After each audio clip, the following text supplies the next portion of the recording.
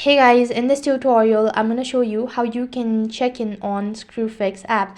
To check in using the Screwfix app, you'll have to follow the steps.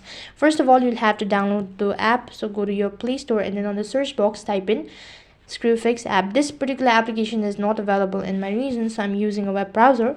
On the web address bar type in screwfix.com. And that's gonna direct you to the home page, that's gonna direct you to their official page, which is gonna look something like this. Then you need to create an account and sign in into your account.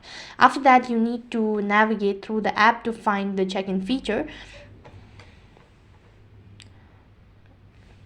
And once you're inside the store, look. Now first of all, first thing first, after that you need to go to the nearest Screwfix store location, and once you're inside the store, you need to look for the check-in area. This is usually near the entrance.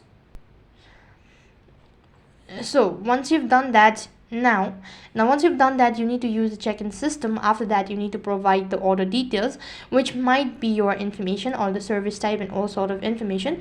Then you need to receive the confirmation after check-in, and you should receive confirmation that says check-in was successful, and wait for the assistant and just follow the instructions. So that's basically how you can check in on Screwfix. That is all for this video.